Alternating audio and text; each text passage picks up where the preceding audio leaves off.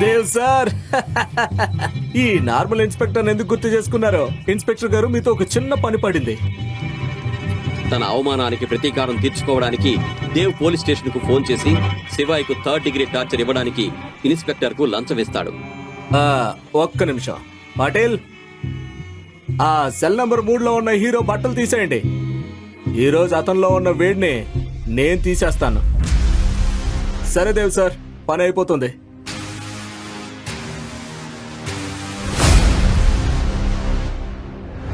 శివాయ్ శివుడి భక్తుడు. జీవితంలో ఏదైనా ఇబ్బంది ఉన్నప్పుడు అతను మహాకాలుని ప్రార్థించేవాడు. ఈ రోజు కూడా అతను ఒక మూలన కళ్ళు మూసుకొని ఓం నమ శివాయ అని జపిస్తున్నప్పుడు ఒక కానిస్టేబుల్ శివాయ్ దగ్గరకు వెళ్ళాడు.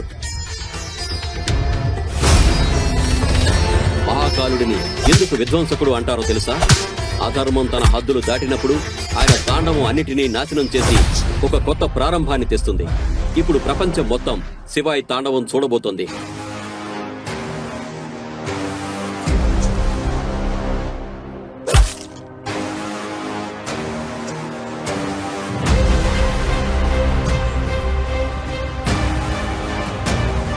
అప్పుడు ఇన్స్పెక్టర్ తో పాటు మరో 2 కానిస్టేబుల్స్ అక్కడికి వచ్చి శివాయ్ను లాఠీలతో కొట్టడం స్టార్ట్ చేశారు.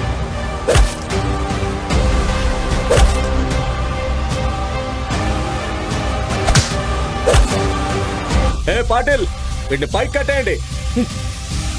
కొద్ది నిమిషాల్లోనే కానిస్టేబుల్స్ అతని చేతులు కాళ్లు కట్టి జైల్లో వేలాడదీశారు. అతని కండలు తిరిగిన శరీరం ఒక జంతువులా ఉంది.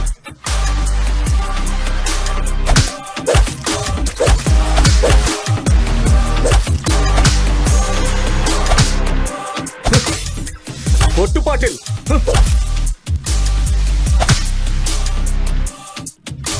ఆ మసక వెలుగులో శివాయ్ శరీరం నుండి రక్తం కారుతోంది. ఎదురుగా ఉన్న ఇన్స్పెక్టర్ తన బ్యాటుతో కొట్టడానికి సిద్ధంగా ఉన్నాడు.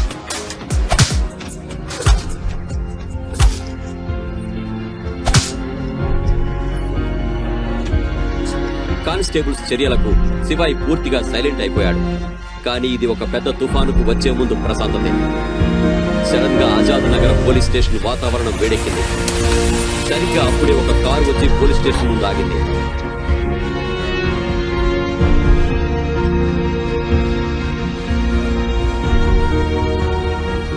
వారిలో ఒక ఆఫీసర్ కెప్టెన్ సర్తాజ్ శివాయ్ను అలా చూసి భయంతో ఇలా అన్నాడు. మీరేం చేశారు? మీకేమైనా పిచ్చా? అతన్ని బయటకు తీసుకురండి. అసలేంటి డ్రామా అంతా? మీరు మా ముందు షో చేయాలనుకుంటున్నారా? శివాయ్ మహేశ్వరి ఎవరో తెలుసా మీకు? 3 ఏళ్ల క్రితం ఈ నగరాన్ని రక్షించిన కమాండర్ అతను. ఒకేసారి 735 మంది ఉగ్రవాదులను చంపిన యోధుడు. అతను ఇండియాలోనే అతిపెద్ద సీక్రెట్ ఏజెన్సీకి అధిపతి. అతను మేజర్ శివాయ్. లిజన్ ఇన్స్పెక్టర్, ఈ విషయం ఎవరికి తెలియకూడదు. ఆ పేరు వినగానే ఇన్స్పెక్టర్ గుండె ఒక్కసారిగా ఆగిపోయింది.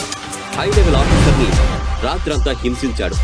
ఇప్పుడు అతను చేసిన దానికి పర్యవసానం ఉంటుంది. ఇన్స్పెక్టర్ తన ఉద్యోగం పోతుందేమోనని భయపడ్డాడు. కొద్దిసేపటికే జైలు తాళం తీశారు. శివాయ్ తాడులు విప్పారు. అతన్ని గౌరవంగా బయటకు తీసుకొచ్చి ఒక కుర్చీలో కూర్చోబెట్టారు.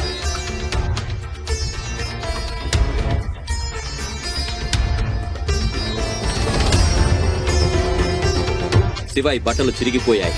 అతను తన తల నుండి కాలి వరకు రక్తంతో తడిసిపోయి ఉన్నాడు. 2 కానిస్టేబుల్స్ అతని బాడీని క్లీన్ చేస్తున్నారు. 3 ఏళ్ల తర్వాత కమాండోలందరూ శివాయ్ను ఈ రోజు మొదటిసారి చూస్తున్నారు. సార్, మీరు కనిపించలేదు. ఇక్కడ ఉన్నారని తెలిసిందే. మీరు పరిస్థితిలో ఉన్నారని మాకు నిన్నే తెలిసిందే. అందుకే నేను మిమ్మల్ని తీసుకెళ్ళడానికి మొత్తం బెటాలియన్ తీసుకువచ్చాను. I'm sorry sir, I'm late. లేదు కెప్టెన్, నువ్వు కరెక్ట్ టైంకే వచ్చావు. మనం ఇక్కడ నుంచి స్టార్ట్ అవ్వాలి. నన్ను బజాజ్ మ్యాన్షన్ దగ్గర దింపేయండి. ఇంత జరిగినా శివాయ్ నందిని గురించి ఆలోచిస్తున్నాడు. అతని కళ్ళల్లో నిన్న రాత్రి నందిని అంటించిన నిప్పు ఇంకా మండుతూనే ఉంది. శివాయ్ ఆ మంటను ఆర్పాలి. అది నందినిని కలిసిన తర్వాతే ఆరిపోతుంది. శివాయ్ అందరినీ తిరిగి వెళ్లమని ఆర్డర్ వేశాడు. కమాండోస్ వెనక్కి వెళ్ళండి.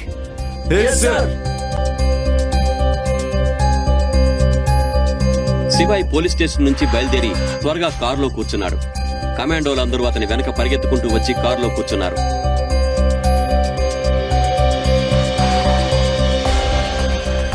శివాయి పక్కన కూర్చున్న కెప్టెన్ సార్తాజ్ ఇలా అడిగాడు. మేజర్, మీరు రాత్రంతా జైల్లో ఎందుకున్నారు? మీరు మాకెందుకు ఫోన్ చేయలేదు? ఆత్మగౌరవాన్ని ఎలా గౌరవించుకోవాలో ఎలా తెలుస్తుంది సార్తాజ్? ఒక రాత్రి అక్కడ ఉండకపోతే నేను ఈ విషయం నేర్చుకునేవాడిని కాదు. కానీ ఇప్పుడంతా ఓకే. ఆ రాత్రి నాకు మెమరబుల్.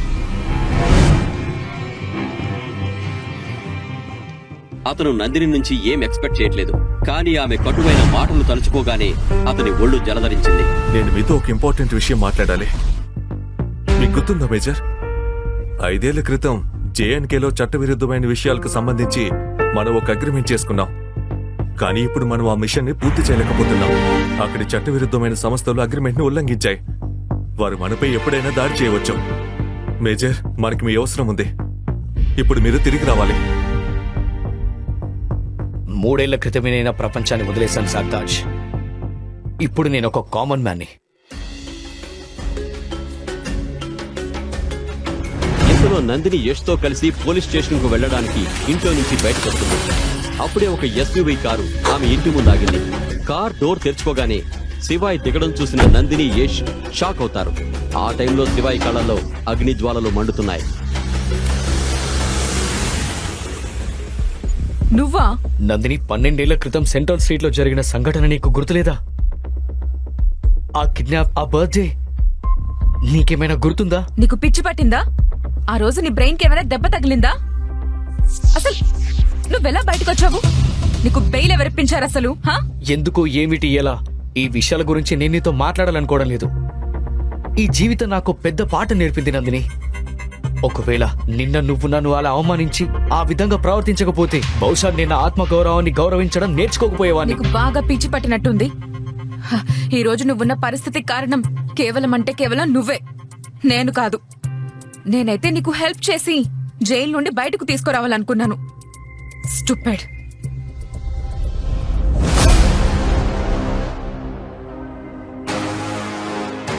నాకు నీ నుంచి డైవర్స్ కావాలి నందిని. ఎందుకంటే నేను ప్రేమించిన అమ్మాయి నువ్వు కాదు. ఆ మాటలు వినగానే అందరూ షాక్ అయ్యారు. శివాయి నందిని నుండి డివోర్స్ కోరుకుంటున్నాడు. నందిని చాలా కోపంగా దూరం జరుగుతూ, ఏమన్నావు నువ్వు? నువ్వు నాకు డివోర్స్ ఇస్తావా? నా స్థాయి అయితే నీ స్థాయి కన్నా చాలా ఎక్కువ. నీకు అర్థమైందా? అయినా నువ్వు బయటికి ఎలా వచ్చావు? నీకు బెయిల్ ఎవరిచ్చారు? ఇక్కడి వరకు తీసుకొచ్చి ఇంటి దగ్గర వదిలిపెట్టారంటే వాళ్ళు చాలా మంచివాళ్ళు. ఇతను తప్పకుండా వాళ్ళ కాళ్ళు పట్టుకుని ఉంటాడు, లేకపోతే ఇతను జైలు నుంచి బయటకు రాలేడు. నేను నా ఆత్మ గౌరవాన్ని గౌరవించుకోవడం నేర్చుకున్నానని మీకు తెలీదు. నేను మహాదేవుడి కాంతి కిరణం. ఎస్, ఇది కూడా విను. నన్ను నేను గౌరవించకపోతే ఈ లోకం నన్ను ఎలా గౌరవిస్తుంది? నా ప్రతి శ్వాస, ప్రతి పూజ, నా ప్రతి అడుగు ఒక ఉదాహరణ. ఇప్పుడు మీరు చూస్తూ ఉండండి, చాలా సరదాగా ఉంటుంది. ఇదంతా చెప్పడానికి నువ్వెవరసలు? ఇక్కడున్న వాళ్ళందరికీ తెలుసు నీ స్థాయి ఏంటో అని. పెద్దొచ్చాడండి నాకు నమ్మకం గురించి చెప్పడానికి. ఎస్, నేను నా రెస్పెక్ట్ కోల్పోయాను. నీ ముందు, నీ కుటుంబం ముందు, ఈ మొత్తం సిటీ ముందు కూడా. అది నా తప్పు. కానీ నా ప్రేమ నీకు కనిపించలేదు నందిని. నేను నీ కోసం చిన్న చిన్న ప్రయత్నాలు చేసేవాణ్ణి. నీకు ఏమీ కనిపించలేదు నందిని. జనాలతో మాటలు పడ్డం నాకు సరదా అనుకుంటున్నావా? నేను నిన్ను నిజంగా ప్రేమించాను, కానీ నీకది కనిపించలేదు. నీ తల్లి నీకు చూపించింది నీకు కనిపించింది, ఈ నగరం నీకు చూపించింది నీకు కనిపించింది. నువ్వు నా ప్రేమను ఎప్పటికీ అర్థం చేసుకోలేవు నందిని, ఎప్పటికీ. కానీ మహాకాలుడి మీదొట్టు నన్ను నేను మరింత అవమానపరుచుకోవాలనుకోవడం లేదు. శివాయి ఒక్క రోజులోనే చాలా బాధలు పడ్డాడు. అతని మనసులో ఉన్న బాధ అతని గాయాల బాధ కన్నా ఎక్కువగా ఉంది. కానీ ఆ సిగ్గులేని మనుషులు అతని పరిస్థితి గురించి ఆలోచించలేదు. నాకు నీ ప్రేమ ఎప్పుడు కూడా అవసరం లేదు. ఫస్ట్ రోజు నుంచే నువ్వంటే నాకు ఇష్టం లేదు. మా తాతయ్య అయితే నీలో ఏం చూసి బలవంతంగా నా పెళ్లి చేస్తారో తెలియడం లేదు. ఏమన్నావు నువ్వు? చిన్న చిన్న ఎఫర్ట్స్ ఏంటవి? నువ్వు నాకు లాస్ట్ టైం ఇచ్చిన గిఫ్ట్ ఒక డూప్లికేట్ ముత్యాల నెక్లెస్. అది డూప్లికేట్. వింటున్నావా? నాకు కేవలం నీ నుంచి విముక్తి కావాలంతే. విముక్తి తప్పకుండా లభిస్తుంది నందిని. ఎందుకంటే నీకు ఈ వ్యక్తి దొరికాడు కాబట్టి. శివ యష్ వైపు వేలు చూపించి నందినితో అన్నాడు, నేనెప్పటికీ ఇవ్వలేనన్ని అతను నీకిస్తాడు.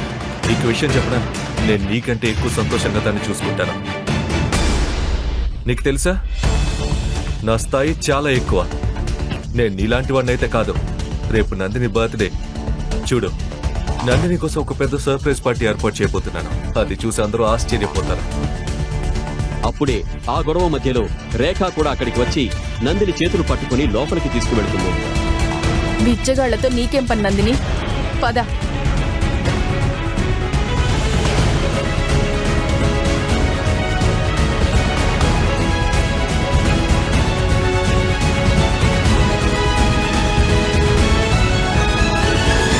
శివ యష్ ఒకరికొకరు ఎదురుగా నిలబడి ఉన్నారు. యష్ ఒంటరిగా ఉన్నాడని గ్రహించి కంగారు పడి ఏదో ఆలోచించి నందిని గట్టిగా పిలిచి ఇలా అన్నాడు, సరే నందిని, నేను రేపు వస్తాను.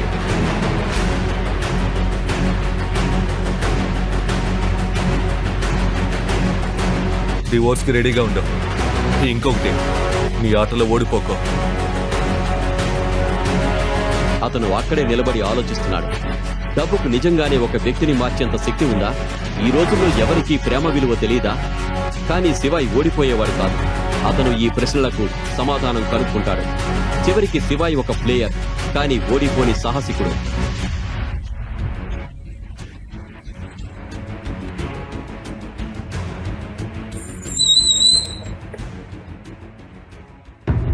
శివాయ్ తన స్కూటర్ను ఒక ఖాళీ సందులో ఆపాడు. అతను తన స్కూటీ డిక్కీలో నుంచి రూబిక్స్ క్యూబ్ తీసి చల్లని గాలి పీల్చుకుంటూ దాన్ని సాల్వ్ చేయడం స్టార్ట్ చేశాడు.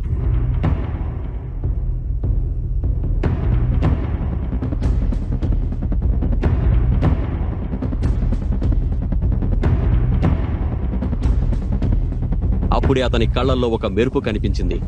అతనికి రూట్ దొరికింది.